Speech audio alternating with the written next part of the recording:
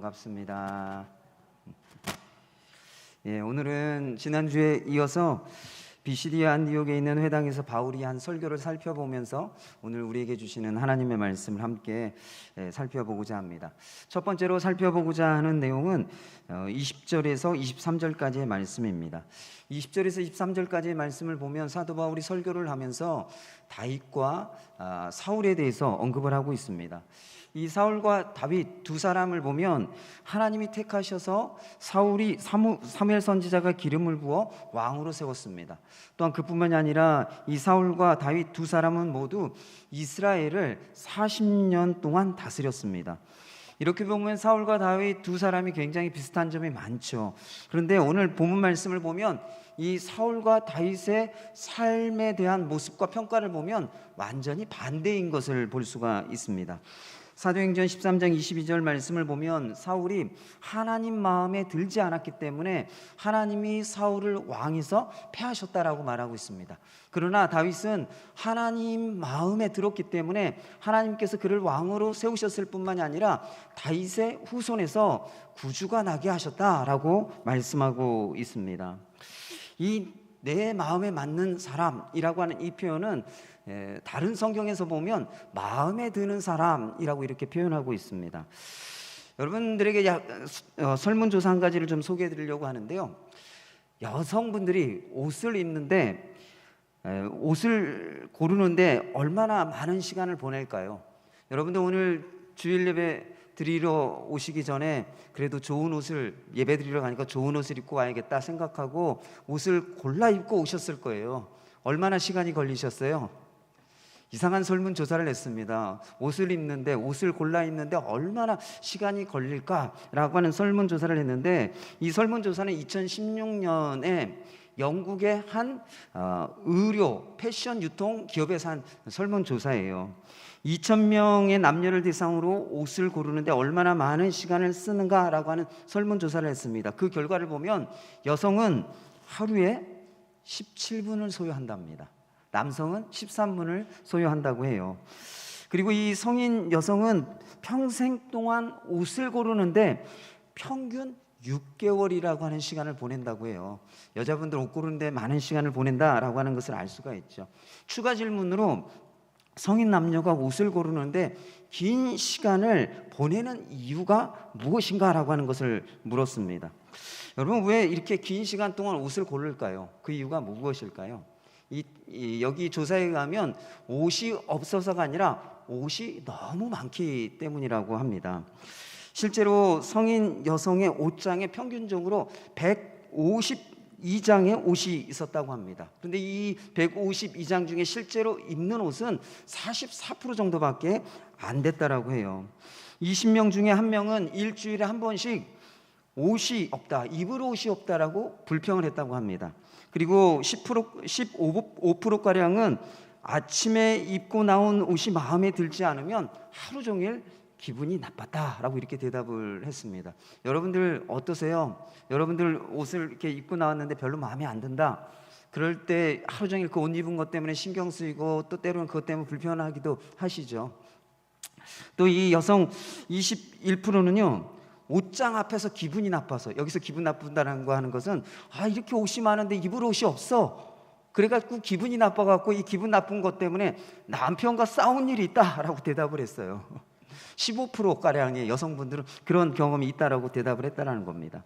또 이 응답자의 10%가량은 직장이나 약속에 늦는 이유가 무엇이냐라고 했을 때 대부분의 이유가 아침에 옷을 고르는데 시간을 너무 많이 낭비했기 때문에 직장에 늦기도 하고 약속 시간에 늦기도 한다라고 이렇게 대답을 했다라는 것입니다.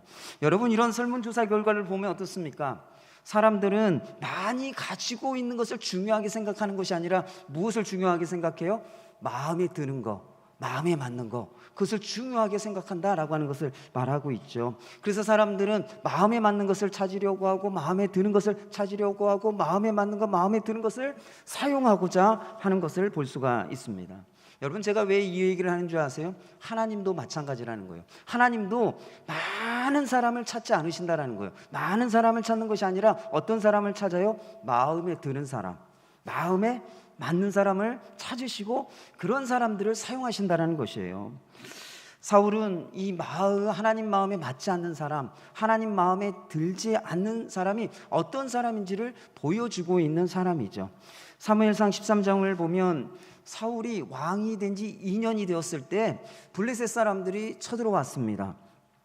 블레셋의 병거가 3만이고 이 마병이 6천 명이고 블레셋 군대는 해변에 모래와 같이 엄청나게 많은 이 블레셋 군대가 쳐들어온 것이죠. 이스라엘 백성들이 블레셋 군대를 보고서 두려워했습니다. 그래서 사울은 전쟁 전에 하나님이 전쟁에 함께 하셔서 도와주시기를 구하기 위해서 하나님께 제사를 드리려고 했습니다. 그런데 이 제사는 자신이 드릴 수 없고 오직 누구만이 제사를 드릴 수가 있어요? 제사장만이 하나님께 제사를 드리도록 그렇게 율법으로 규정되어 있고 명령되어 있습니다. 그렇기 때문에 사울이 본인이 드리지 못하고 사무엘 선지자, 제사장이고 선지자였던 사무엘 선지자가 오기를 기다렸습니다. 7일을 기다리는데 7일 동안 오지 않았어요. 그러자 이 사무엘 선지자가 오지 않자 이 사울이 번제를 드리게 되죠. 번제의 제사를 드리게 됩니다. 사무엘상 13장 11절에서 14절까지의 말씀을 보면 사울이 제물을 드리자, 번제를 드리자 사무엘 선지자가 와서 사울이 행한 것을 보게 되었습니다. 그리고 묻습니다. 왕이 행한 것이 무엇입니까? 왕이 행한 것이 무엇입니까? 라고 물었습니다. 그래서 사울이 대답을 합니다. 백성들이 흩어지고 있고 사무엘 선지자는 오지 않고 블레셋 군대는 지금 쳐들어오려고 내려오려고 하기 때문에 하나님의 은혜를 구하기 위해서, 이런 때에 하나님의 은혜가 너무너무 필요하기 때문에 하나님의 은혜를 구하기 위해서 어쩔 수 없이 부득이하게 하나님께 번제의 제사를 드렸습니다 라고 이런 대답을 했어요. 그것은 사울이 어쩔 수 없다라고 하는 그런 생각으로 상황과 환경과 타협하고 하나님의 명령을 지키지 않은 것이었죠. 그래서 사무엘 선지자는 사울에게 왕이 망령되이 행하였다라고 책망했습니다. 그리고 하나님이 왕에게 명령하신 바를 지키지 않았기 때문에 왕의 나라가 길지 못할 것이고 하나님이 그의 마음에 맞는 사람을 구하여 백성들의 지도자로 삼으실 것이다 라고 말을 했던 것을 볼 수가 있습니다. 하나님이 사울을 마음에 맞지 않는 사람, 마음에 들지 않는 사람으로 여기신 이유가 무엇입니까? 어쩔 수 없다라고 하는 생각으로 상황과 환경과 타협한 것, 그것 때문에 하나님께서 그 모습을 보고 하나님 마음에 들지 않다라고 말씀하신 거예요. 마음에 맞지 않다라고 말씀하신 것입니다. 사랑하는 성도 여러분, 사단은 우리의 믿음을 잃어버리게 만들고 또 실족하게 만들려고 하는 것이 사단이죠. 그래서 우리를 넘어지게 하기 위해서, 믿음을 잃어버리게 하기 위해서 우리를 시험하고 유혹합니다. 이러한 때 사단이 즐겨 사용하는 네 마디의 말이 있다고 합니다. 여러분들이 그 네 마디의 말을 좀 소개해 드리려고 합니다. PPT를 좀 보여주시겠습니까? 사단이 즐겨 사용하는 네 마디의 말은요, 첫 번째로는 이 정도는 괜찮겠지, 이 말입니다. 이 정도는 괜찮겠지. 두 번째는요, 딱 한 번인데 뭘, 야 이번만 하고 다음에는 안 하면 돼, 딱 이번만 한 번만 해, 뭐 이런 말. 그리고 세 번째는 아직 젊어. 이 얘기는 무슨 얘기야? 시간 많으니까 지금 안 해도 돼, 지금 안 하고 나중에 해도 괜찮아, 너 젊잖아, 지금 교회 열심히 봉사 안 하고 안 섬겨도 돼, 나중에 시간 많아, 그때 해. 이런 말들. 네 번째로는요, 누구나 이렇게 사는데 뭘, 야 우리 집사님 봐, 장로님 봐, 그렇게 하시잖아, 그렇게 해도 괜찮아, 저 사람도 하는데, 교회 오래 다닌 저 사람도 하는데, 열심히 교회 봉사하는 저 사람도 저렇게 하는데 그렇게 해도 괜찮아. 이런 말들이 이 사단이 우리를 넘어지게 만들고 믿음을 잃어버리게 만들 때 즐겨 사용하는 말이라는 거예요. 여러분, 이 네 가지 말의 공통점이 뭔지 아세요? 이 네 가지 말의 공통점, 그건요, 타협하게 만든다는 거예요. 타협하게. 야, 이 정도는 괜찮아, 야 딱 한 번인데, 야 아직 젊어, 시간 많어, 야 누구나 다 이렇게 해. 다 타협하도록 만드는 말이죠. 사랑하는 성도 여러분, 우리가 신앙생활을 하면서 이러한 말로 타협하기 시작할 때 우리가 하나님에게서 한 발 뒤로 물러나게 되죠. 그런데 그 결과는 뭔지 아세요? 하나님 말씀에 불순종하는 것으로 우리의 삶 가운데 그런 결과들이 주어진다는 것입니다. 그리고 또한 우리의 믿음이 어느 한순간에 무너지게 된다는 것이에요. 사랑하는 성도 여러분, 하나님의 마음에 맞지 않고 하나님 마음에 들지 않는 모습은 어떤 이유든 타협하고 그 결과로 불순종하는 것, 그것이 하나님 마음에 맞지 않는 그런 모습이라는 것입니다. 사랑하는 성도 여러분, 우리가 세상에서 살아가면서 신앙생활을 정말 잘하기 위해서 무엇이 필요한지 아세요? 타협이 아니라 결단이 필요한 거예요. 결단이 필요한 것입니다. 사랑하는 성도 여러분, 여러분들은 지금 신앙생활을 하면서 무엇과 타협을 하고 있습니까? 시간이 없다, 바쁘다, 일이 많다, 다른 사람들도 그렇게 산다, 관심이 없다, 이 정도로 충분하다 등등 여러 가지 이유로 여러분들이 타협을 하고 있다고 한다면 여러분들은 하나님에게서 한 걸음, 한 발짝 뒤로 물러나 있는 것입니다. 그리고 그 결과는 무엇이에요? 하나님 말씀에 불순종하는 삶의 결과가 우리에게 주어진다는 것이에요. 사랑하는 성도 여러분, 어떤 이유이든 타협하며 뒤로 한 발 물러서는 것의 결과는 하나님 말씀에 불순종하는 것임을 기억하시길 바랍니다. 그래서 모든 성도들이, 이 자리에 우리 예배를 드리고 있는 우리 모든 성도들이 상황과 환경과 타협하지 않고 어떤 이유이든 타협하지 않고 신앙적인 결단을 하시길 바랍니다. 신앙적인 결단으로 신앙생활을 할 수 있는 우리 믿음의 성도님들 되시기를 축원합니다. 다윗은 하나님 마음에 맞는 사람, 하나님 마음에 드는 사람이 어떤 사람인지를 보여주고 있습니다. 사도행전 13장 22절 말씀을 보면 하나님이 이새의 아들 다윗을 만나니 내 마음에 합했다, 내 마음에 맞는 사람이다 라고 말씀하셨습니다. 사무엘상 16장을 보면 하나님이 왕을 세우기 위해서 사무엘 선지자를 이새의 집으로 보냈습니다. 사무엘 선지자가 이새의 집에 가서 이새의 첫째 아들 엘리압을 보았습니다. 그때 어떤 생각이 들었는가 하면 주님이 기름 부어 세우려고 하는 사람이 바로 여기 있구나, 내 앞에 있구나 라고 하는 그런 생각을 했습니다. 그런데 하나님께서 사무엘에게 이렇게 말씀하셨습니다. 그의 용모와 키를 보지 말아라. 내가 이미 그를 버렸다. 내가 보는 것은 사람과 같지 아니하고 사람은 외모를 보지만 나 여호와는 중심을 본다 라고 말씀하셨습니다. 그 이후에 사무엘 선지자가 다른 이새의 아들도 보았지만 하나님께서 그 가운데서 왕으로 택한 자가 없었습니다. 사무엘 선지자가 이새에게 묻습니다. 내 아들이 다 여기 있느냐? 그러자 이새가 대답을 합니다. 아직 막내가 남았는데 그는 양을 치고 있습니다. 양을 치나이다 라고 이렇게 대답을 했습니다.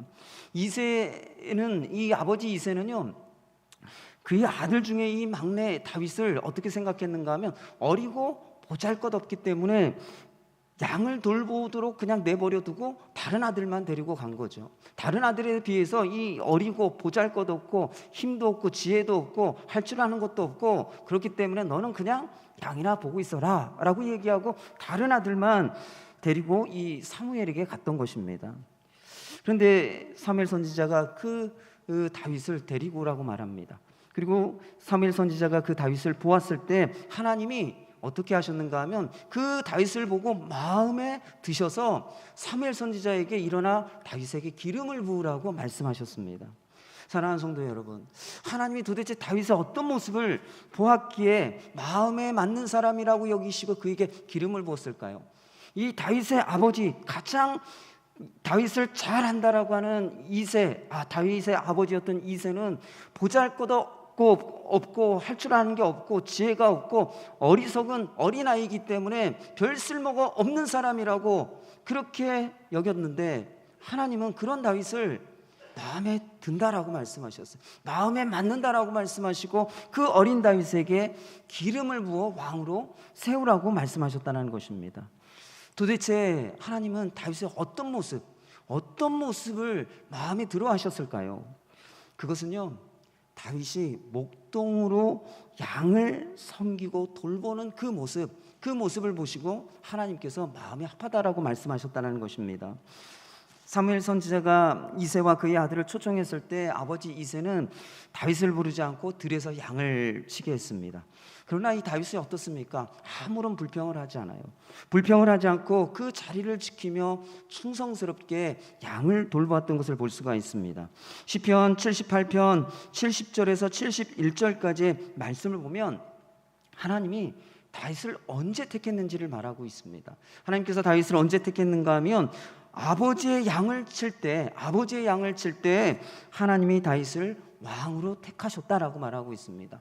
다윗이 승승장구하고 골리앗을 무찌르고 수많은 전쟁을 승리로 이끌어서 사람들에게 인기가 올라갈 때, 그런 때 하나님께서 다윗을 왕으로 택하신 것이 아니라 아무도 알아주지 않을 때, 아무도 다윗을 지켜보지 않을 때 하나님께서 다윗을 지켜보셨다라는 거예요. 어떤 때요? 아버지의 양을 칠 때요. 보잘것없고 어리석고 무지하고 할 줄 아는 것 없다라고 생각해서 사람들의 눈에 띄지 않고 발견되어지지 않은 그때에 하나님은 다윗을 지켜보셨다는 것입니다. 그리고 그 다윗을 왕으로 택하셨다라고 말씀하고 있어요. 사무엘상 17장 34절 35절 말씀을 보면 다윗이 양을 칠 때 어떻게 했는지를 말하고 있습니다. 여러분들이 양을 치는 목동이라고 한번 생각해 보십시오. 여러분들이 양을 치고 있는데요, 사자와 곰이 달려와서 양떼에서 새끼를 물고 가려고 합니다. 여러분들 어떻게 하시겠어요? 아마 많은 분들이 혹시 이 사자나 곰에게 공격받아서 위태한 상황을 당하지 않기 위해서 도망가거나, 아니면 이 곰이나 사자가 돌아갈 때까지 안전한 곳에 숨어 있을 겁니다. 그런데 이 사무엘상 17장을 보면요, 다윗이 사자와 곰이 와서 양떼에서 새끼를 물어갈 때 도망가거나 숨어 있지 않고 그 사자와 곰을 따라갔다라고 말하고 있습니다. 그리고 그 사자와 곰을 치고 그 입에서 새끼를 건져내었다라고 말하고 있어요. 여러분, 다윗의 모습이 어떻습니까? 자기에게 맡겨진 양떼를 돌보기 위해서 용기를 내고 자기의 생명을 걸고 사자와 곰과 싸웠던 것을 볼 수가 있죠. 사랑하는 성도 여러분, 다윗의 이런 모습을 보면 자기의 자리를 지키고 또 그 자리에서 맡겨진 그 일들을 성실하게, 충성되게, 신실하게 감당했던 것을 볼 수가 있습니다. 이런 다윗의 충성스럽고 신실한 모습, 이런 모습을 하나님께서 보셨다라는 거예요. 아무도 보지 않는데, 가족들도 보지 않고 어느 누구도 지켜보지 않는데 하나님이 그 모습을 지켜보시고 마음에 드셨다라고 말하고 있어요. 그래서 아버지의 양을 칠 때 다윗을 택하여 왕으로 삼으셨다라고 말씀하고 있습니다. 잠언 25장 13절 말씀 우리가 좀 함께 읽어볼까요? 잠언 25장 13절 말씀입니다. 함께 읽어보겠습니다. 시작. 충성된 사자는 그를 보낸 이에게 마치 추수하는 날에 얼음 냉수 같아서 능히 그 주인의 마음을 시원하게 하느니라. 여러분, 이 잠언 25장 13절 말씀은 충성됨, 신실함이 어떤 것인지를 말하고 있죠. 이 충성된 사자라고 하는 것은 신실한 일꾼을 말하는 것입니다. 신실한 일꾼은 추수하는 날에 얼음 냉수 같아서 주인의 마음을 시원하게 한다라고 말하고 있어요. 여러분, 일할 때 얼마나 덥습니까? 그럴 때 시원한 냉수를 마시면 정말 시원하고 그 피곤하고 더운 것들을 잊게 되죠. 바로 이 충성된 자는 그와 같다라고 말하고 있습니다. 그와 같이 충성된 자, 즉 신실한 자는 하나님의 마음을 시원하게 한다라는 거예요. 다르게 표현하면 어떻게 표현할 수 있어요? 충성된 자는 하나님 마음에 드는 자, 하나님 마음에 합한 자, 하나님 마음에 맞는 자가 된다라고 하는 것을 말하고 있는 것이죠. 주 75년에 이탈리아의 폼페이 근처에서 화산 폭발이 있었습니다. 큰 화산 폭발로 인해서 이 폼페이시가 화산재에 완전히 덮여서 이 폼페이시가 폐허가 되어 버렸습니다. 그리고서 오랜 시간이 지난 이후에 1700년대쯤 되어서 사람들이 이 폼페이시를 발굴하기 시작했어요. 지금까지 그 발굴이 계속되고 있다고 합니다. 이 발굴된 유물을 보면 당시 폼페이가 얼마나 화려하고 발달된 문명을 가지고 있었는지를 알 수가 있다고 합니다. 당시에 이 폼페이에는 공중화장실이 있었다고 합니다. 그리고 공중목욕탕도 있었고 또 포장된 도로가 있었고 또 그뿐만이 아니라 완벽한 상하수도까지 갖추고 있었다고 합니다. 또 그리고 화려한 극장이 있었고 오늘날의 우리의 그 베이커리, 빵집 이런 카페들이 많았다고 해요. 그리고 그곳에는 병원이 있었다고 합니다. 근데 이런 폼페이의 유물을 쭉 발굴하다가 이 발굴하던 사람들이 가슴에 이렇게 뭉클하게 만드는 한 유물을 발굴하게 됐습니다. 그 유물은 무엇인가 하면요, 폼페이 성문을 지키고 있던 경비병의 화석이었습니다. 경비병의 화석. 이 경비병의 화석이 어떤 모습이었는가 하면 성문 앞에서 무기를 들고 부동 자세를 한 채로 용암을 뒤집어 써서 그 모습 그대로 화석이 된 거예요. 근데 이 모습을요, 에드워드 포인터라고 하는 화가가 이 모습을 그림을 그려서 이 그림이 영국 런던 워커 미술관에 이렇게 전시가 되어 있습니다. 그 그림을 좀 보여드리겠습니다. 이 그림이에요. 이 모습이 사실은 이제 화석으로 이렇게 화산재를 뒤집어 쓰고 용암에 뒤집어 써서 그 모습 그대로 화석이 된 이 모습을 그림으로 그린 거예요. 이런 모습이에요. 자기의 무기를 들고 이 성문 앞에 서 있는 군사의 모습입니다. 여러분, 이 모습, 그 화석을 모델로 해서 이 그림을 그린 이 화가가, 에드워드 포인터라고 하는 이 화가가 이 그림을 그리고 제목을 적었어요. 뭐라고 적었는지 아세요? 여러분 앞에 보시는 것처럼 죽도록 충성이라고 이 제목을 붙였습니다. 여러분, 이 군인에게서 이 군인의 모습을 보며 충성이 무엇인지 좀 보이세요? 어떤 것이 충성스러운 것인지, 어떤 것이 신실한 것인지 이 그림을 보시면서 혹시 좀 이렇게 다가와 보세요. 이 그림을 보면 어떻습니까? 이 화산 폭발로 위험하지만 자기 목숨을 위하여 피하거나 달아나지 않습니다. 자기 자리를 지켜요. 어떤 상황과 환경이 되어도 자기 자리를 지켜서 그 자리에서 감당해야 할 그 일을 최선을 다해서 다 하고 있는 모습을 볼 수가 있죠. 여러분, 죽도록 충성한다라고 하는 건 그것은 딴 것이 아니라 자기의 자리를 지키는 것입니다. 그리고 그 자리에서 주어진 일을 최선을 끝까지 다하는 것이죠. 바로 다윗이 그런 모습이었다라는 것이에요. 사무엘이 초청했을 때 이새와 이새의 그 모든 아들이 그 초청된 자리에 갈 때 다윗은 양을 돌보는 그 자리를 떠나지 않고 그 자리를 묵묵히 지켰습니다. 그리고 어린 다윗은 사자나 곰이 와서 양떼에서 새끼를 물어갈 때 도망가거나 숨지 않았어요. 쫓아가서 따라가서 사자와 곰의 입에서 그 양의 새끼를 건져내는 그런 일들을 행했던 것을 볼 수가 있죠. 다윗은 자기 자리를 지키고 자기에게 주어진 일에 최선을 다하며 충성되고 신실했던 것입니다. 사랑하는 성도 여러분, 하나님이 우리를 보실 때 무엇을 보시고 마음에 든다, 마음에 합하다, 마음에 맞다라고 말씀하실까요? 그것은 우리가 살아가는 상황과 환경이 어렵지만 주일에 예배 자리를 지키는 것입니다. 또 새벽마다 기도의 자리를 지키는 것입니다. 또한 봉사와 헌신의 자리를 지키고 교회에서 맡겨진 그 일에 충성되이 행하는 것이죠.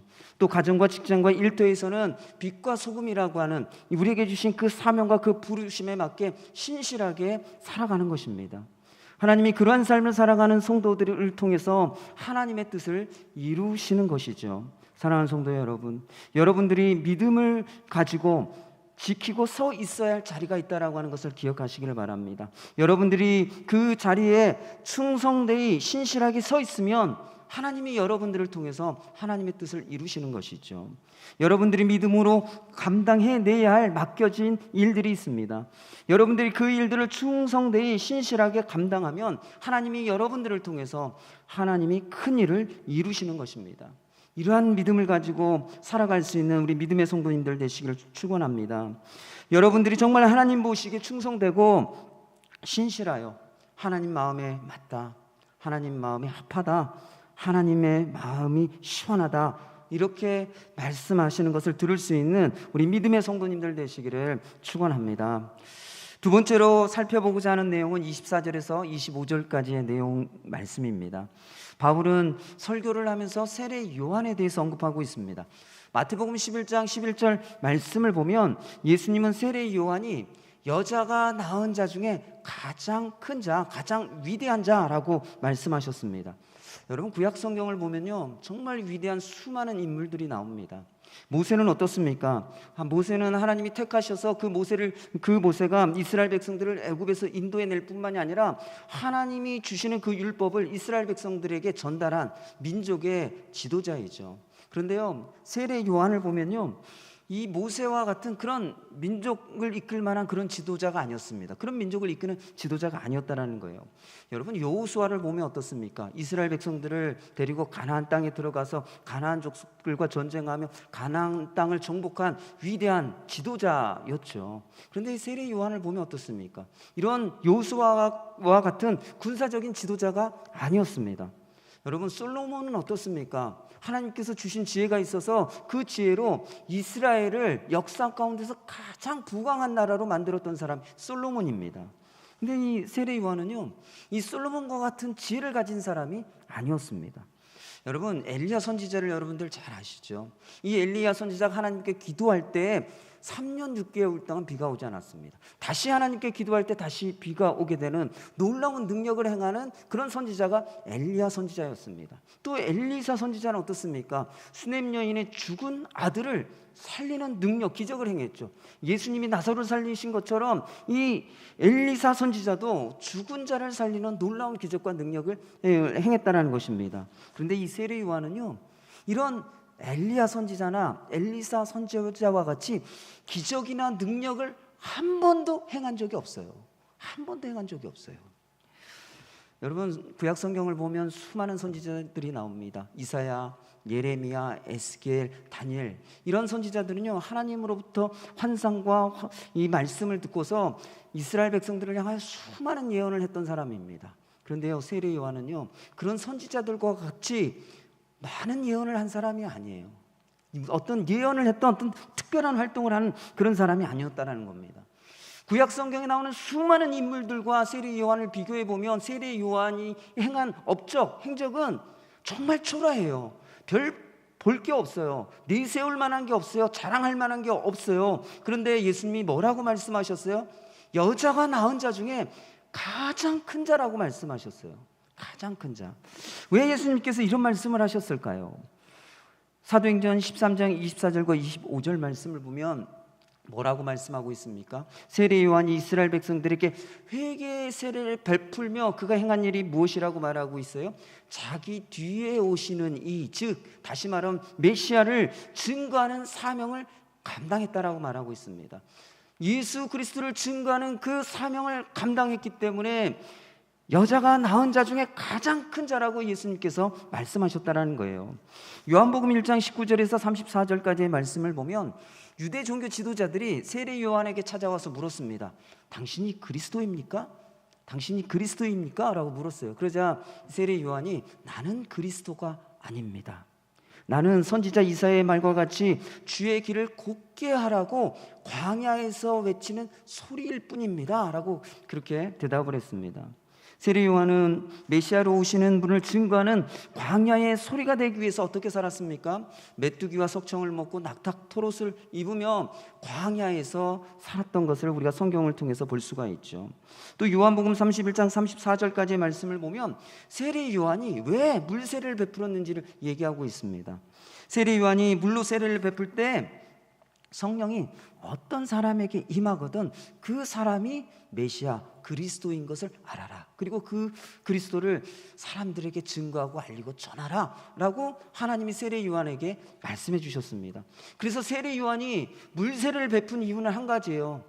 누구에게 세례를 임했을 때 성령이 임하는가 그거 보고 그 사람이 메시아고 그리스도고 우리에게 구약에 예언되어 약속대로 보내주신 구원자라고 하는 것을 증거하는 거, 그거 하나를 위해서 수많은 사람들에게 물세례를 베풀었던 것이에요. 요한복음 3장 24절에서 40절 말씀해 보면 세례 요한의 제자들이 세례 요한에게 와서 이렇게 얘기를 합니다. 예수라고 하는 그 청년이 요단강에서 세례를 주고 있습니다. 많은 사람들이 세례 요한에게 와서 말씀을 듣고 세례를 받는 것이 아니라 이제는 그 예수라고 하는 청년에게로 많은 사람들이 가고 있습니다. 어떻게 할까요? 세례 요한의 제자들이 세례 요한에게 물었어요. 그러자 세례 요한이 이렇게 대답을 합니다. 그는 흥해야 하겠고 나는 쇠해야 하리라. 이렇게 얘기했던 것을 볼 수가 있습니다. 세례 요한의 삶을 보면요, 30년의 짧은 삶을 살았습니다. 그러나 그 30년의 짧은 삶을 살았지만 자신의 사명이 무엇인지를 알았어요. 자신의 삶을 통해서 메시아로 오신 예수님을 드러내고 증거하는 삶을 살았다는 것입니다. 그래서 많은 사람들이 예수님을 메시아로 바라보게 하는 삶을 세례 요한이 살았다는 것이에요. 사도행전 13장 24절 말씀을 보면 바울은 그러한 세례 요한이 자기의 달려갈 길을 마쳤다, 자기의 삶의 그 모든 것을 다 이루었다라고 말하고 있습니다. 그래서 예수님은 이 세례 요한을 향해서 비록 30세밖에 안 되는 짧은 인생 삶을 살았지만 이 땅에 여자가 낳은 자 중에 가장 큰 자라고 그렇게 평가하시고 칭하셨던 것입니다. 사랑하는 성도 여러분, 예수님이 보실 때 큰 자, 예수님이 보실 때 위대한 사람은요, 많은 업적을 남기거나 어떤 능력을 가지고 있는 사람, 어떤 특별한 능력, 다른 사람들과 비교할 때 탁월한 능력을 가진 사람, 그런 사람을 큰 자, 위대한 자로 여기는 것이 아니라는 것입니다. 자신의 삶을 통해서 예수님을 드러내는 사람, 자신의 삶을 통해서 예수님을 가리키고 바라보게 하는 사람, 다른 사람들이 예수님을 바라보게 만드는 그런 삶을 살아가는 사람, 그런 사람이 예수님 보실 때 큰 자이고 위대한 자라는 것이에요. 제가 이 세례 요한에 대해서 이렇게 말씀을 찾고 또 묵상하면서 어떤 생각이 들었는가 하면요, 세례 요한의 삶이 화살표 같다라는 그런 생각을 하게 됐습니다. 화살표. 여러분, 우리가 일상생활에서 이 화살표를 참 많이 볼 수 있습니다. 여러분들도 오늘도 교회에 오셔갖고 사실은 화살표를 많이 보고 많이 지나가셨어요. 제가 말씀을 준비하면서 도대체 우리 교회에 화살표가 몇 개나 있을까 쭉 찾아봤거든요. 몇 개가 있을까요, 여러분? 제가 찾아본 건요, 26개예요. 우리 주변에, 교회 이 주변에 붙어 있는, 그리고 이 안에, 내부 건물 안에 여러 개의 화살표가 있는데 그 화살표 다 씌워보니까 26개였습니다. 혹시 저보다 더 많이 찾으신 분 있으시면 한번 말씀해 주십시오. 어쨌든 뭐 제가 26개를 찾았는데요, 제일 많은 화살표가 뭔지 아세요? 화장실 가리키는 화살표예요. 화장실 가리키는 화살표가 제일 많고요, 그 다음으로 많은 게 우리 비상구, 계단을 알려주는 화살표였어요. 그리고 그 다음으로 많은 게 소화기가 어디에 있는지를 알려주는 화살표가 그 다음으로 많았습니다. 그리고 다른 화살표들은 무슨 사무실, 식당, 뭐 이렇게 공간을 알려주는 그런 화살표들이었어요. 여러분, 오늘 예배 드리러 오시면서 여러분 차 운전하고 오시거나 아니면 차를 타고 오셨을 거예요. 여러분들 교회까지 오실 때 어떻게 오셨는가 하면 화살표에 따라 화살표를 보시고 화살표로 방향을 잡고 오셨을 거예요. 특별히 좌회전 화살표 많이 보고 오셨죠?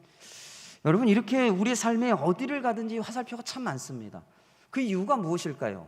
화살표가 많은 이유가 무엇입니까? 화살표가 어떻습니까? 우리의 삶에 반드시 필요한 것이 어디에 있는지를 알려주는 역할을 하죠. 여러분, 길을 가다가 급해서 화장실 가려고 하는데 화장실 없을 때 얼마나 난감합니까? 근데 화장실 알려주는 화살표, 그림과 화살표를 보면 그게 얼마나 반가운지, 별것 아닌 것 같지만 그 화살표가 가르쳐주는 걸 보면 우리의 삶에 반드시 없어서는 안 되는 필요한 중요한 것들을 화살표가 알려주고 있어요. 가르쳐줘요. 그리고 올바른 방향이 어디인지 알려주는 역할을 이 화살표가 하고 있죠. 그렇기 때문에 우리 주변에 화살표가 많은 것이에요. 우리가 그것을 인식하든 인식하지 못하든 보든 보지 않든 우리 주변에는 계속해서 우리의 삶에 필요한 것들을 알려주는 그런 화살표들이 있고, 우리의 삶의 올바른 방향이 어딘지를 계속해서 알려주는 화살표들이 있다는 것입니다. 여러분들과 마지막으로 설교를 마치면서 실험 한 가지를 좀 한 가지 해보려고 합니다.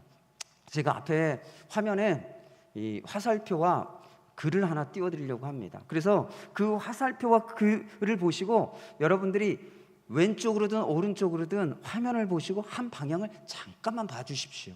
이게 오늘 설교를 마지막 마치면서 여러분들과 하는 실험이에요. 그리고 이 실험이 무엇을 의미하는지 마지막에 말씀을 좀 드리려고 합니다. 화면 좀 띄워주시겠어요? 띄워주실 때 방향을 한번 보세요. 어느 방향을 보셨어요?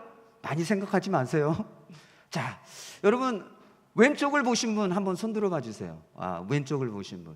자, 손 내리세요. 오른쪽을 보신 분. 오른쪽을 보신 분.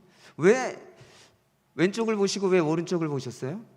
여러분, 이 화살표와 글이 서로 지금 다른 방향을 가리키고 있는 거 아시겠죠? 글은 왼쪽이라고 표시하고 있지만 화살표는 오른쪽을 보라고 표시하고 있어요. 여러분들 가운데 오른쪽으로 보신 분들은요, 정상적인 거예요. 잘못된 게 아니에요. 내가 방향 감각이 없어서 그게 잘못 봤나? 그렇게 생각하는데 그게 아니라요.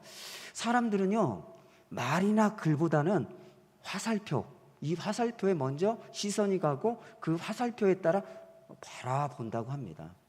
그렇기 때문에 많은 설명, 많은 말이 필요하지 않고 그냥 화살표 하나만 딱 보여주면 어느 방향인지 쉽게 인식하고 쉽게 그 방향을 찾을 수 있대요. 그런데 그렇기 때문에 이 말보다는, 글보다는 화살표가 더 많은 영향력을 주고 더 많은 사람들이 관심을 가지고 주목해서 보게 된다는 것입니다. 여러분, 제가 왜 이런 이상한 실험을 한 이유가 뭔지 아세요? 우리가 예수님을 전하고 예수님을 보여주는 거예요. 말로 글로 한다고 해서 사람들이 주목하고 그 우리의 말을 듣고 하나님을 바라고 예수님을 바라보지 않아요. 무엇을 보고요? 화살표가 되는 내 삶을 바라보고 사람들이 예수님을 바라보고 예수님을 알게 되어지고 예수님께로 향하는 것이에요. 여러분, 우리의 수많은 말들, 사람들에게 하는 수많은 말들, 예수님에 대해서 또 하나님에 대해서 하는 그 말에 사람들은 귀를 기울이지 않는다라는 것이에요. 하나님을 보여주고 하나님을 가르쳐주고 하나님께로 가는 길이 어디인지, 예수님께로 가는 길이 어디인지를 보여주는 우리의 삶의 화살표가 되는 우리의 삶, 그것을 보고 사람들이 하나님을 바라보고 예수님을 바라보게 된다는 것이에요. 제가 어젯밤에 저희 딸하고 얘기를 하다가요, 제 딸이 저한테 이런 얘기를 했어요. 아빠는 하나님 덕후잖아요. 하나님 덕후잖아요. 여러분, 이 덕후란 말 아세요? 제가 몰랐어요. 그래서 모른 척 않고 이렇게 알고 있는 척하고 이제 얘기가 다 끝난 다음에 인터넷으로 이 덕후란 말이 도대체 무슨 말일까 하고 찾아봤어요. 그랬더니요, 한 분야에 깊이 빠진 사람을 덕후라고 이렇게 요즘 젊은 세대 젊은 사람들이 하는 표현이에요.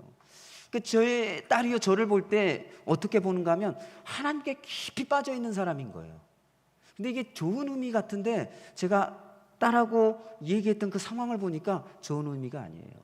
아빠는 하나님께 깊이 빠져 있는 사람이지 하나님을 보여주고 하나님을 가르쳐주고 하나님께로 내 마음과 시선을 향하게 만드는 사람은 아니야. 그냥 아빠는 아빠가 하나님 좋아서 아빠의 그냥 하나님께 그냥 빠져 있는 사람이야. 그러니까 아빠는 그렇게 말하는 거야. 이런 뉘앙스인 거예요. 제가 하나님 덕후잖아요. 아빠는 하나님 덕후잖아요. 이 얘기를 듣고요, 정말 이렇게 부끄러웠어요. 내 삶이 우리 딸에게 아직 하나님을 볼 수 있도록, 예수님을 볼 수 있도록 그렇게 화살표가 되지는 못하는구나. 그냥 아빠는 아빠가 좋아서 하나님 열심히 믿는 사람, 그런 수준으로만 제 딸이 저를 보고 있구나. 이 생각을 하면서 참 어젯밤에는 씁쓸했습니다. 그러면서 이 세례 요한을 다시 한번 생각하게 됐어요.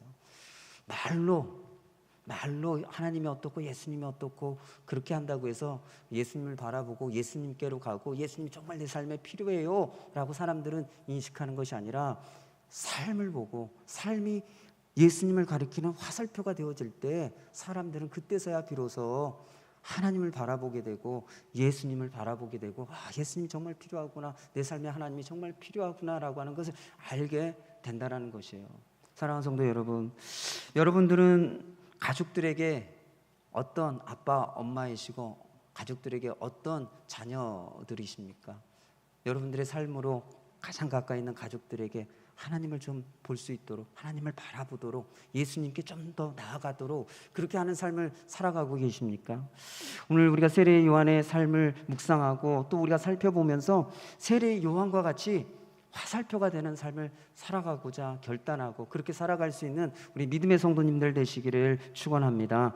말씀을 정리하도록 하겠습니다. 오늘 세 가지 말씀을 나눴습니다. 마음에 맞지 않는 사람, 하나님 마음에 들지 않는 사람은 어떤 사람이라고요? 타협하여 하나님 말씀에 불순종하는 사람. 항상 타협하게 되면 우리가 불순종이라고 하는 결과를 낳는다는 것입니다. 신앙생활은 타협이 아니라 결단입니다. 결단.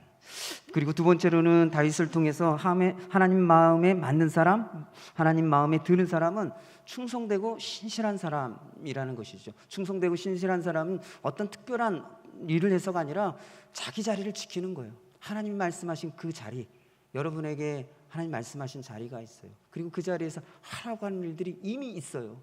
그 일을 하시는 거예요. 뭐 특별한 일, 뛰어난 일, 그게 아니라 하나님이 여러분들을 세워두신 그 자리, 가정이든 교회이든 직장이든 그 자리에서 하나님이 하라고 하신, 맡겨주신 일을 최선을 다해 성실하게 신실하게 하는 것입니다. 그것이 충성된 것이에요. 그런 모습을 통해서 하나님이 뜻을 이루시고 큰 일을 행하신다는 거예요. 세 번째로 우리가 세례 요한을 통해서 예수님이 큰 자로 여기는 사람은 삶을 통해서 하나님을 보여주고 또 가르쳐주고 또 예수님께로 나아갈 수 있도록 화살표와 같은 역할을 하는 사람, 그런 사람이 가장 큰 자, 위대한 사람이라는 것입니다. 오늘 들은 말씀을 가지고 함께 좀 기도했으면 좋겠습니다. 여러분들이 하나님께 한 걸음 더 나아가는 것이 아니라 여러분들이 하나님에게서 한 걸음 뒤로 물러서도록 여러분들이 타협하고 있는 것이 무엇입니까? 그것을 가지고 하나님, 타협이 아니라 결단하겠습니다. 하나님 앞에서 이제 더 이상 한 번 더 다음에 그것이 아니라 지금 이 시간 주님 제가 그 일을 행하겠습니다라고 결단하고 하나님 앞에 기도하시기 바랍니다. 또 두 번째로는 여러분들이 맡겨진 그 자리에서 충성되이 행하고 있지 못한 일이 있다고 한다면 주님 충성되이 행하게 도와주십시오. 주일에 예배의 자리를 지키는 것, 또 기도의 자리를 지키는 것, 봉사와 헌신의 자리, 어떤 이유로 타협하지 않고 그 자리를 잘 지키겠습니다. 그리고 그 자리에서 맡겨진 일 충성되이 감당하겠습니다 라고 기도하시기 바랍니다.